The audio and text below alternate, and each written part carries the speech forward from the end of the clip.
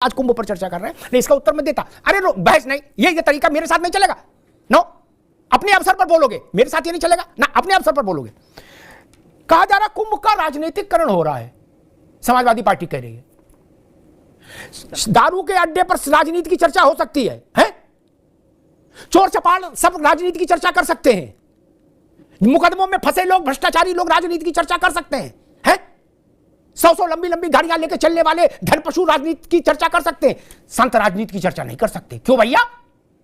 कहां रोक लिखी है? किसने कहा नहीं कर सकते? सारे चोर राजनीति में आ सकते हैं, उस पर ऐतराज नहीं। बोले संत बात भी नहीं करेंगे, संतों को बात करनी चाहिए। जब गंदे नहीं, ऐसा इनकी आवाज बंद करिए, चंचल की बिल्कुल आवाज बंद करिए, जब मैं कहूं तब आवाज आएगी। ठीक, गजब बात है, अजब तमाशा है। बोले संत बात राजनीति की नहीं करेंगे, हम करेंगे। क्यों? बोले हमारे ऊपर मोटरसाइकिल चोरी का केस लगा, इसलिए हम पात्र हैं। संत नहीं करेंगे बात, किसे तर्क है? कहा जा रहा है मुसलमान की एंट्री नहीं होगी। अब तो शासन ने ऐसा कुछ कहा नहीं, लेकिन एक प्रश्न मेरे मन में खड़ा होता है।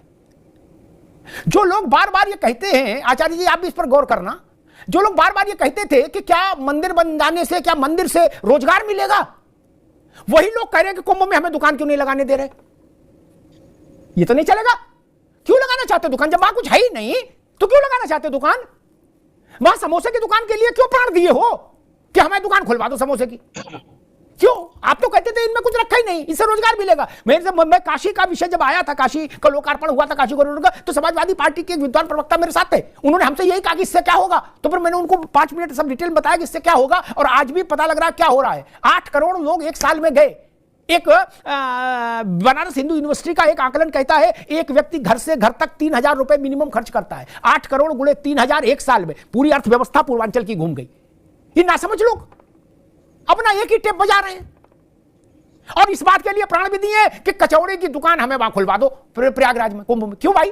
काय बेचोगे कचौड़ी? आप लखनऊ में बेच लो। क्यों चाहते हो कचौड़ी वहां बेचना? आप तो कह रहे थे हिंदू धर्म से कुछ लेने देना नहीं, इससे व्यापार का कोई लेने देना नहीं।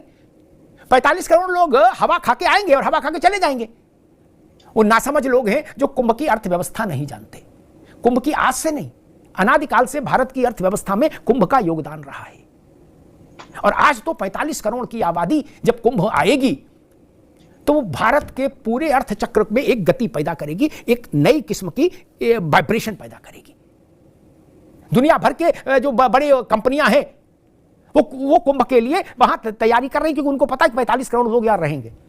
और जो लोग कुंभ की आलोचना करते हैं वो भी इस जुगाड़ में लगे हैं कि कचौड़ी की दुकान किसी तरीके से ठेली एक लग जाए, हैं? और कह रहे अम्मा ये बात ठीक नहीं, आप हमको ठेली क्यों नहीं लगाने दे रहे? क्यों भाई?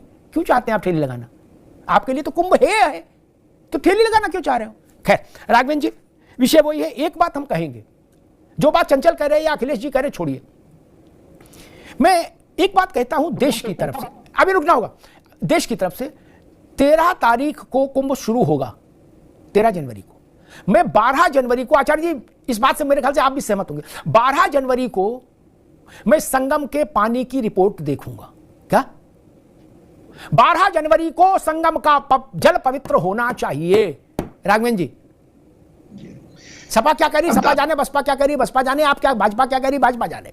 लेकिन इस दुनिया भर से 45 करोड़ लोग आएंगे। वो किसी रेला मेला के लिए नहीं आ रहे, वो सिर्फ इसलिए आ रहे हैं कि एक बार ऐसे करके जल में करेंगे तो मेरे सारे कष्ट दूर हो जाएंगे, पाप धुल जाएंगे। वहां अगर नहीं ना ना, ना इसमें फिर हम भागने नहीं देंगे। 13 तारीख को जान लो, फिर हमें सपा की भी जरूरत नहीं। 12 तारीख को जो भी मानक होते हो उन सारे मानकों पर संगम का जल निर्मल सिद्ध होना चाहिए। राघवेंद्र जी, ये पहली और अब सबसे बड़ी ड्यूटी है।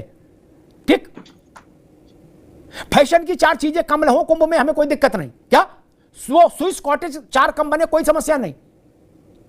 जल निर्मल होना चाहिए। आप गारंटी देंगे कि 13-12 जनवरी 2025 को थर्मामीटर डाल के चाहे किसी भी घाट से चेक कर लो, पानी ठीक होगा। राघवेंद्र जी, बिल्कुल सही कह रहे हैं अमिताभ जी।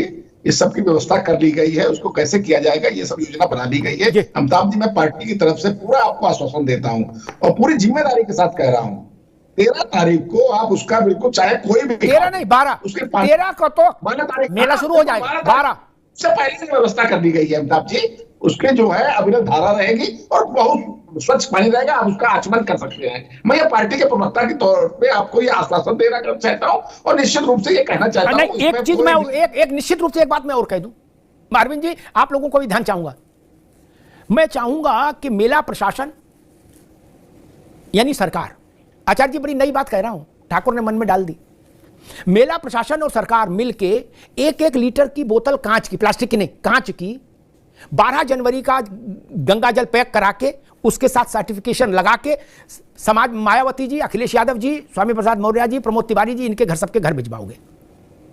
बोलो हां कि नहीं? बोलो राघवेंद्र जी, विद सर्टिफिकेट। और एक बोतल चंचल यादव के यहां हमारे कहने से कह रहा हूं ना, अपने विश्वास के साथ कह रहा हूं। विश्वास नहीं, आप हम तो कह रहे हैं अंधा तब पतिया जब कौड़ी भर पाए। एक एक बोतल, या एक और बात कहता हूं, बात खरी रखो, गोलमोल नहीं, ताकि चंचल जी कहे कि हाँ भाई बात तो बहुत सही कही। एक यार रुक जा भाई, वैसे नहीं, एक काम कर लो, 12 तारीख को मैं सुझाव भी तो दे सकता हूं, और जितना आप लोगों को देश से प्रेम है उतना ही हमको भी है, ये भी मान लो। 12 जनवरी को सुबह 10 बजे, आचार्य जी आप भी उपस्थित रहिए, 12 जनवरी को सुबह 10 बजे अखिलेश जी को, मायावती जी को, प्रमोद तिवारी को, अजय राय को, जितने भी विपक्ष के हमारे सम्माननीय नेता हैं, इन सबको संगम तट पे बुलाइए और वहीं गंगा जल प्रमाणित करा दीजिए। ना रहेगी बांस, ना रहेगी बांसुरी, ना रहेगा क्या, ना रहेगा बांस, ना रहेगी बांसुरी, नहीं। उसके बाद चंचल यादव क्या बोलेंगे शाम को? फिर तो यही कहना पड़ेगा कि गंगा साफ है। जब अखिलेश जी आचमन कर लेंगे, फिर इनकी तो हैसियत नहीं कि कुछ बोले उसके आगे पीछे। बोलो भैया, सारे जगत गुरु रहे और विपक्ष के नेता रहे। बोलो भाई, नई बात आ गई, अभी तक किसी टीवी डिबेट में ऐसी बात नहीं आई।